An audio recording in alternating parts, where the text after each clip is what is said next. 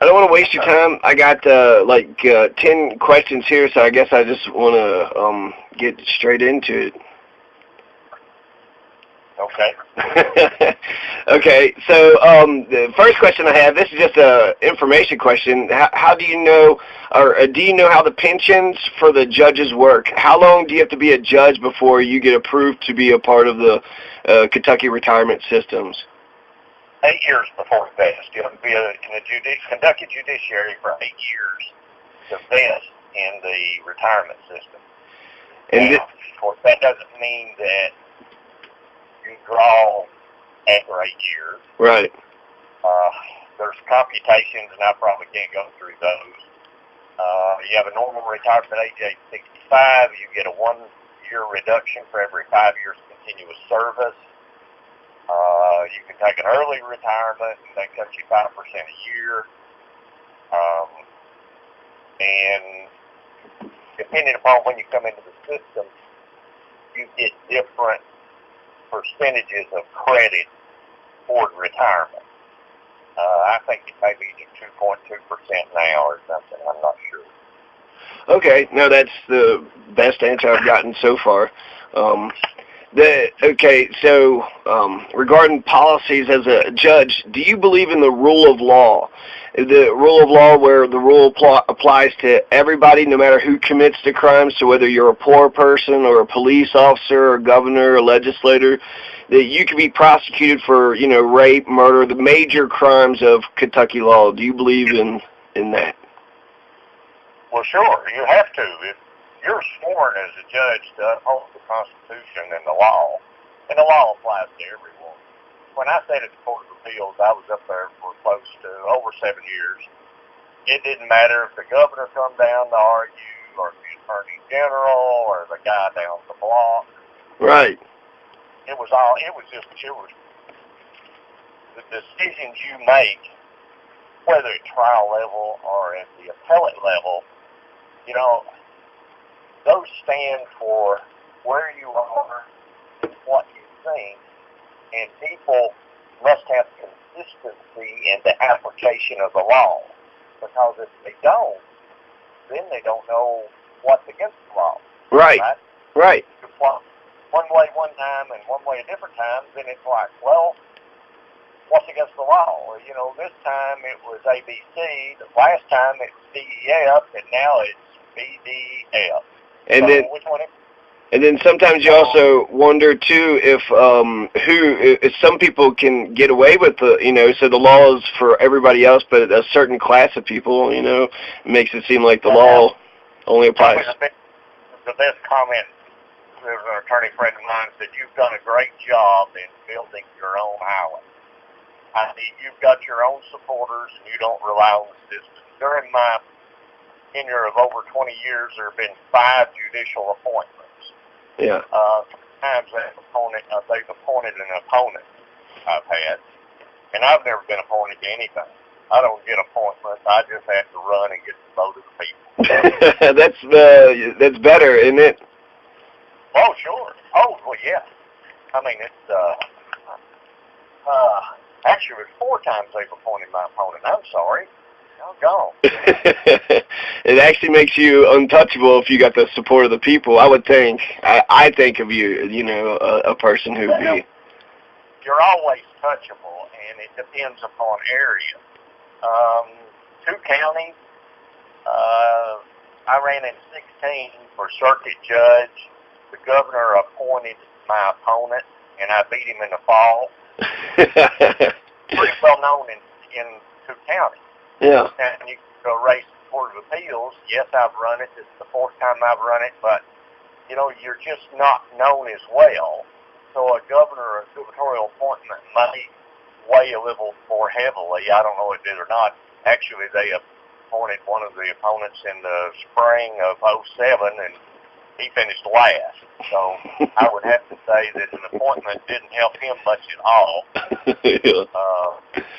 They moved him farther from being farther last to nearer last. I don't know.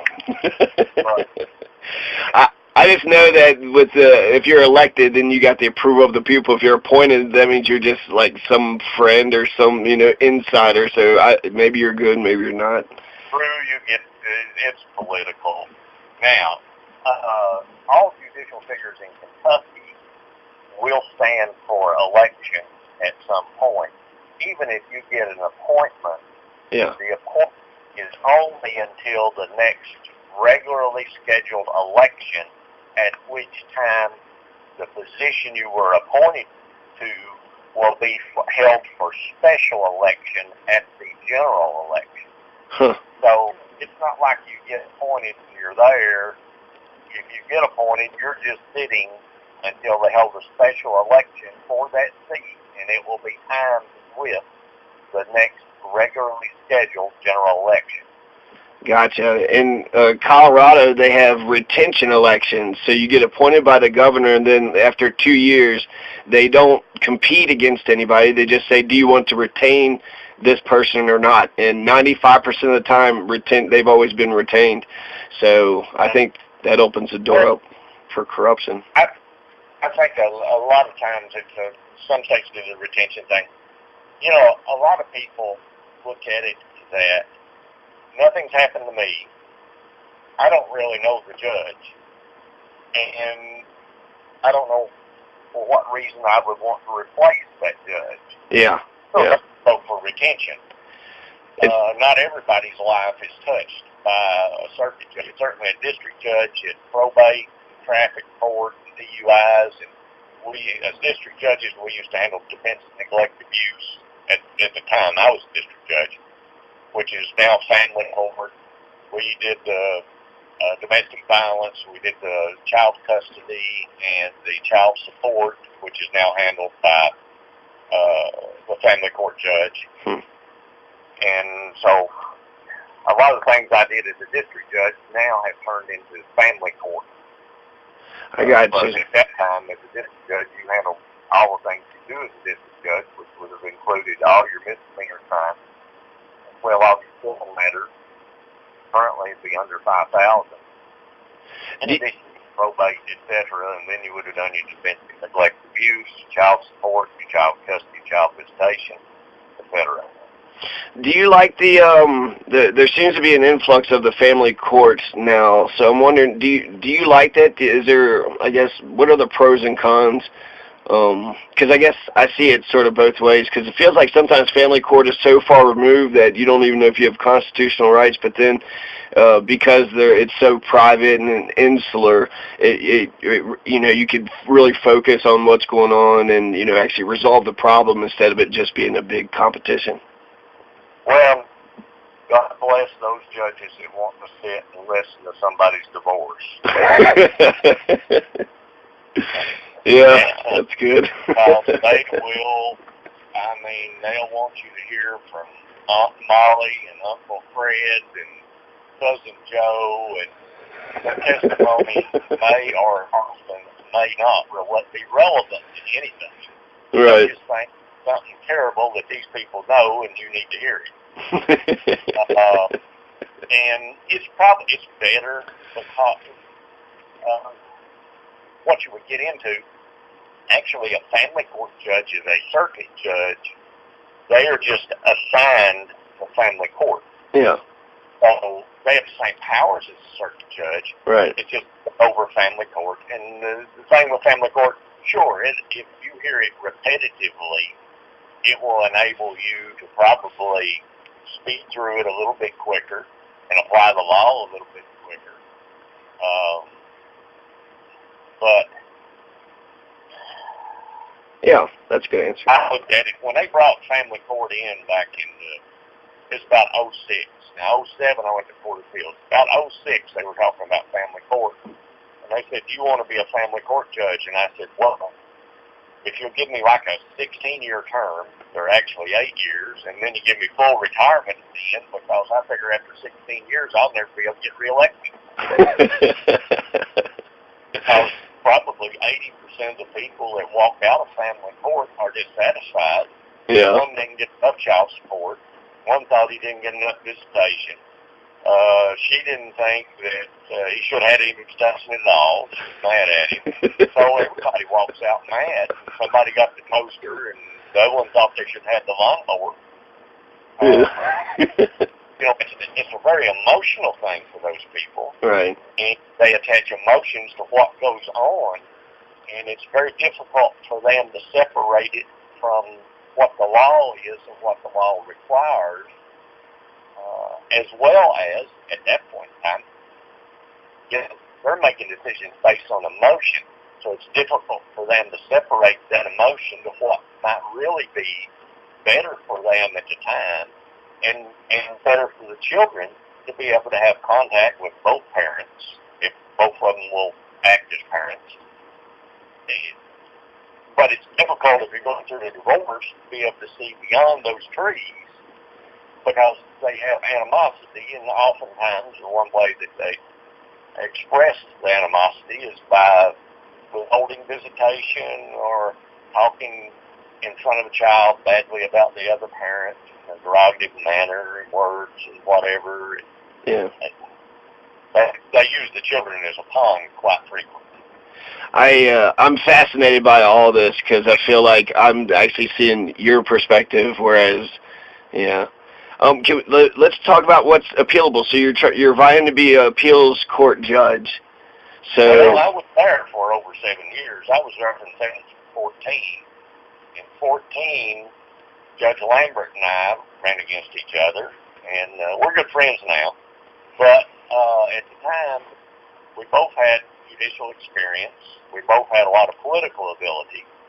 Now, I had worked for the state for many years, which means that in 27 counties, I had my $34,000 to spend on an election. Yeah. And she had been a lawyer for many years, and she had her $232,000 to spend on an election. Wow. And she beat me 7% of the vote. But I kind of looked at that as a win. If you beat me in a 27-county race, 7% of the vote, and it took $250,000 to do it, then a lot of people knew me and a lot of people believed in me, or you would have buried me by outspending me 7-1. You also had more bang for your buck too. So every dollar you spent, it went for like more votes than every dollar she spent. Oh well, yeah, every dollar she spent a lot more dollars per vote than I did. So the appealable. 14, and then of course I yielded the seat to her. And then I was out and practiced law for about a year and a half and ran for circuit judge. Of course, that's when the governor appointed my opponent that I did not decide, and I beat him in the fall, and so I took the circuit seat in December of 2016. So you have extensive experience as an appeals judge, so that means you actually got a body of work to where you could see what you actually believe what's appealable and what's not appealable, right? No, sure, and I've got... In fact, I think last count, roughly, I had about 75 cases that were published, which would clarify the law to some extent. Now, one of them, let me give you an example. Yeah. The child support statute in the state of Kentucky actually says you have to have a 15% change in income before you can go before a circuit court or a family court and have your child support adjusted. Yeah. You'd have to have 15% more before she can come in. You'd have to have 15% less. You know, maybe they reduced your job, etc. Right. Cut you hours back. Well, what the statute didn't provide for is if you had 2 children under the age of 18 and one turned 18 and child support was no longer active, if set for at that time for that child, you only have one child under 18 to pay child support for. Right.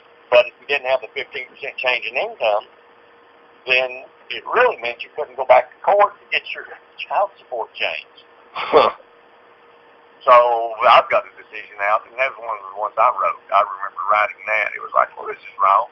Obviously, if you have a child that turns 18, right, or take a different instance. Suppose you have a child that's 14 that becomes disabled and needs additional support. Well, you need to be able to go back into court to say, hey, listen, this is wholly unexpected. My child turned into a, God forbid, paraplegic, and I got all these additional expenses, and we got to have somebody sit at home, and I need additional support, or whoever the non-payer parent is, says, hey, listen, child turned 18. In fact, in the case I recall, I think the gentleman actually had 2 children that turned 18, and he had one left at like 5 years old, so he was paying like triple support on a 5-year-old. Wow. And we changed that around and said, well, if you have a child turns 18, then that's automatic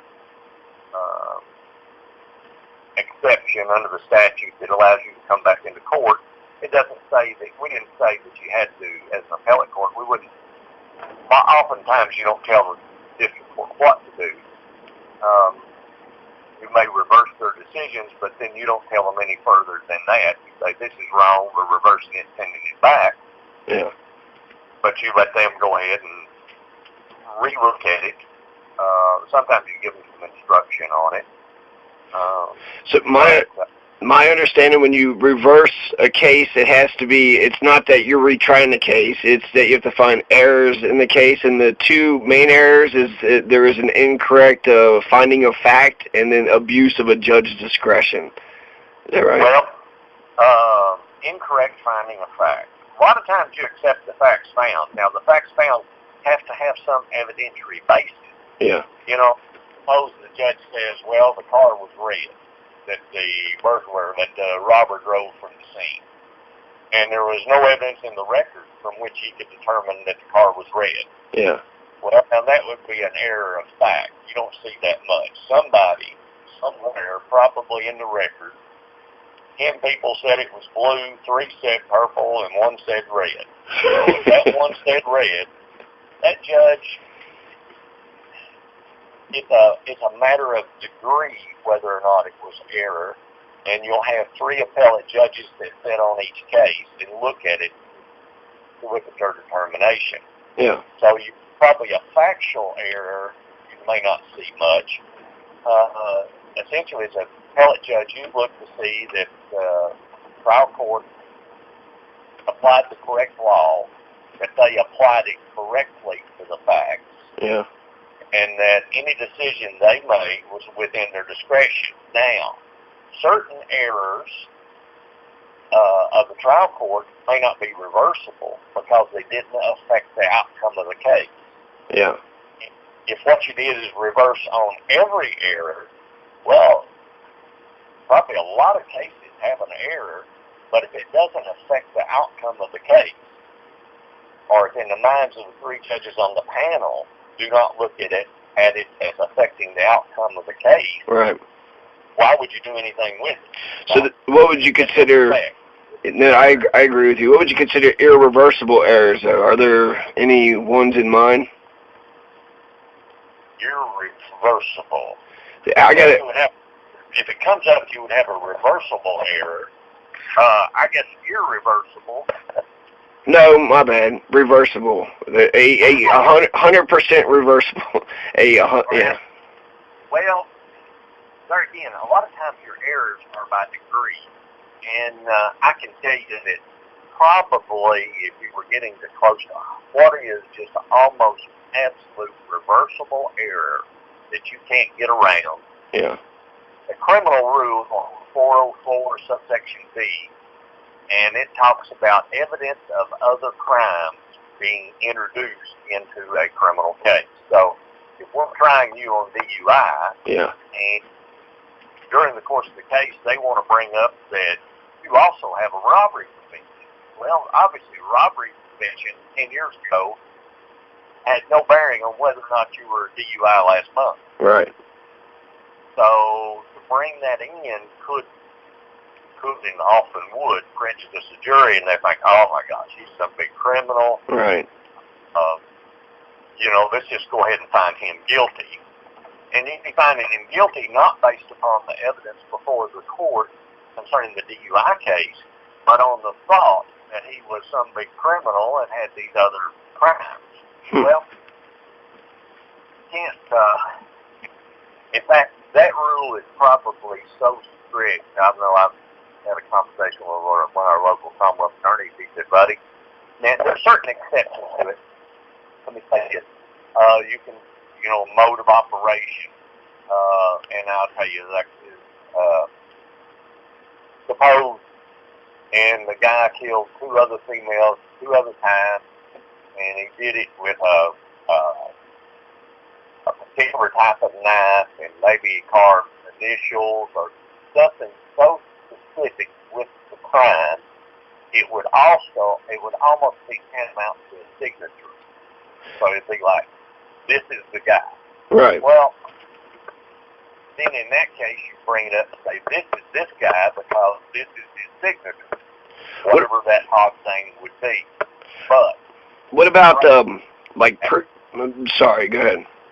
Okay, but to backtrack, even one of the Commonwealth attorneys I talked to, he said, buddy, we don't even do that. He said, because you can just about bet when it goes to the appellate level, they're going to reverse. Or they're going to say that evidence of others, the jury just couldn't ignore the fact that he committed 2 other murders, even though they were just considering the method in which he did it, it was the same in all 3. And this is the way he does murders. Wow. In fact. And it's difficult to instruct that jury with what you would say be an admonishment, saying, do not use the fact of the other cases insofar as he was convicted on those cases, but just on his method of being able to, his method of how he killed. It seems like, yeah. Trying to tell a jury that, yeah, he committed these other 2 crimes and was convicted of them, but now disregard that. We're just looking at the way he did it. You be talking maybe even a copycat killer, and say, oh, he's a copycat killer, But a copycat killer, when you think about that, what is he doing? He's doing that method over and over. Well, that's what you're trying to tell to that jury. Say, now disregard the fact he was convicted on these 2 cases. We're just looking at this method. He used that same method all the way through. Well, the jury's going to have a hard time in separating that out. It seems like to me with the DUI case, if you have you're charged with DUI, but maybe you had a DUI, 5 years ago. So it seems like because it's consistent, because it's the same type of crime, that might, it might be prejudicial, but it also might be essential to, know the case. This guy's done it before, so he's going to do it again. Well, now, when that comes in on your DUI, since DUI is an enhancement crime, and it would be, we got to prove that this is a second or a third or a 4th DUI. The way you really try those in Kentucky, you try the DUI. Now, the jury's probably going to guess that it's the 4th or more offense, or you're not going to be in certain court. And then when if they decide he was guilty as far as the DUI on that occasion, then you go into a penalty phase wherein you introduce the prior DUIs as an enhancement to show that this is DUI 4th or 5th or 6th, and then they set the penalty. Yeah. They get the benefit of that, but they don't have that information before them in the guilt phase. Right. Now, I'm not giving you legal advice. What I'm telling you is procedures before the court, because I can't give legal advice. Oh yeah, I'm not asking about legal advice. Essentially, I want to know your interpretation of the laws and let me give you a specific case. Because what about abuse of a judge's discretion? I could see that going in probably my imagination in a million different ways. So well, abuse of discretion is judge. Here are these people testifying, and you had the discretion pursuant to rules of relevance to exclude this testimony, and you allowed it to come in, and things they testified to weren't real relevant. However, they could have inflamed the jury and made the jury prejudiced toward a defendant, criminal defendant, or, in a civil case, prejudiced toward or against one side or the other. Right. And so then you say, and you've got 3 judges that are looking at this at the appellate level and saying, we realize if you let one of these come in, that it's an abuse of discretion but not reversible, but you let all this other stuff come in. And at some point, it's a weight thing for that particular example. I never got to the actual example. That's just the general thing. The example would be, so if a judge was to deny you of a lawyer when you're clearly poor. Well, in Kentucky, I can't imagine you get denied one. First of all, if you did that, you'd have to retry that case when it come back. So you had to hear it twice. So, I don't really know of any instance where they denied anybody an attorney. And in fact, I've probably appointed them attorneys when they didn't want one. Now, I've heard about this, so it's happened before in Covington, the Kenton County judge up there. Yeah, and you get a sometimes you'll appoint whisper counsel, and that's just a colloquial term, and it may be different regions.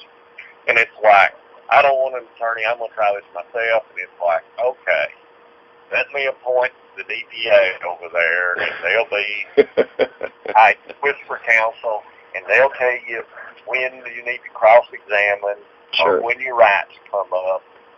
In contrast to me sitting up there as a judge say, now, you are able to cross-examine and ask this person questions, because the jury may take that wrong. They may think, well, wow, this judge really thinks this guy's innocent. Look at all the time he's spending explaining this stuff to him. And that's not at all. It's just trying to... I would generally think that you would want to actually be more forthcoming with lawyers, because we all deserve, legal protection. So I feel like I would err on the side of maybe, giving a person a lawyer when they probably didn't need it. Because the opposite, if they did need it and, they were denied of it, then that would be clearly an appealable, a reversible. Sure. Right. And I'll tell you this. If they tell you they don't want an attorney, oh, no, I'm going to handle this myself. They'll probably come back later on and say, the judge should have appointed me one. He should have known that I couldn't have handled this. And it's like, well, darn, you sat here before me and you told me all this stuff. Yeah. So I don't know of any judge that's not appointed somebody an attorney. And like I said, why are you going to go through the whole thing, a trial, all the witnesses, all the evidence, all those explanations you've got to give, and then turn around and it comes back on appeal and you got to do it again? Well, maybe you're banking on the ignorance. Maybe they don't know what's appealable, what's not appealable. I got two other specific cases. Let's say a personal injury case, and the judge won't allow the victim to talk about the hospital bills. It has to be a doctor that comes in to talk about the hospital bills. Well, what you'll run into there is what's a reasonable and necessary expense. Yeah. We had some different cases here where they tried some doctors on. They were doing heart casts and things that probably were challenged under, that maybe they were accused of not supposed to do them. And I don't know, maybe they had extra house payments they had to make that month or something. I don't know if they needed extra money, but there was these allegations concerning, they had performed these additional procedures. Well, in the example you gave, it may not, some expenses may come up, and that test is what's a reasonable and necessary expense. What's to have someone come in and say, wow, look at all these bills. And I'll tell you, because I've heard the challenge is, well, for those expenses to come in, it's got to be reasonable and necessary. And here's a good question for you. So who can testify to what's a reasonable and necessary expense? I think any common person, any regular person should be